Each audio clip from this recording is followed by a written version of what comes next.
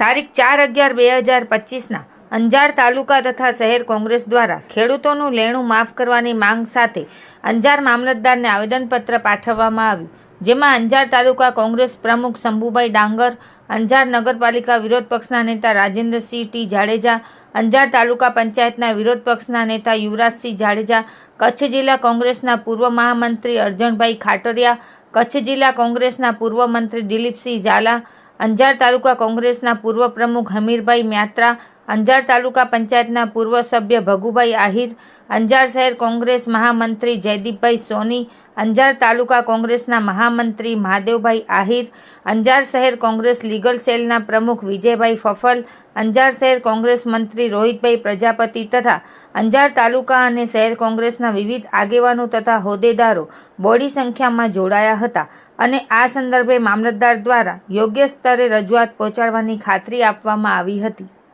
11/2025ના રોજ ખેડૂતોના વિવિધ પ્રશ્નો મુદ્દે અંજાર તાલુકા અને અંજાર શહેર દ્વારા મામલતદારશ્રીને આવેદનપત્ર આપવામાં આવ્યું કે જે ખેડૂતોને આનાથી પહેલાં પણ ઓગસ્ટ મહિનામાં પણ કમોસમી વરસાદમાં નુકસાન થયું હતું, એનું વળતર પણ હજી મળ્યું નથી અને પાછું અત્યારે પણ કમોસમી વરસાદ થયો છે,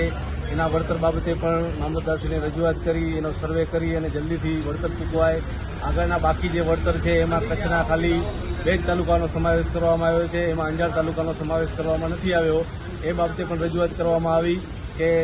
અંજાર તાલુકામાં પણ મોટા પ્રમાણમાં ખેડૂતો વસે છે, ખેતી લાયક જમીન પણ ઘણી છે, છતાં પણ અંજાર તાલુકાનો સમાવેશ ઓગસ્ટ મહિનામાં જે કમોસમી વરસાદ આવ્યો હતો એમાં કરવામાં નથી આવ્યો.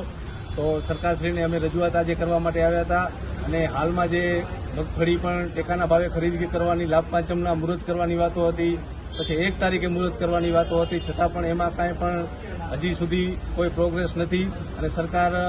મગના નામનું મરી કરવા પણ માંગતી નથી. આપણે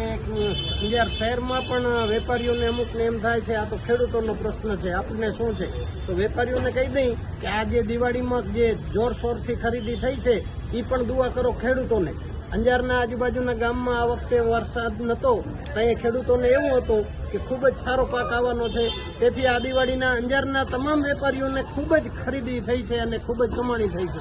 અને એ જ તમાને જે કમાણી કરી ગયા છે ખેડૂતોનો એને દિવાળી પછી તરત વરસાદ આવ્યો અને મોઢામાં આવેલો કોરિયો આ ભગવાન દ્વારા છીનવી લેવામાં આવ્યો છે. તો તમામ વેપારીઓને પણ વિનંતી કરું છું કે જો ખેડૂત ગરુકો નહીં હોય તો આપણા અંજારમાં પણ રૂપિયા ફરશે નહીં. એટલે કોઈ પણ શહેરવાળા તમામ વેપારીઓ પણ ખેડૂતોના પડખે ઊભા રહ્યો અને અમારી આજે એક જ માંગ છે, ખોટી વાતો નહીં, ખેડૂતોની પાક ધિરાણ જે લીધેલ છે તે તમામ માફ કરે સરકાર.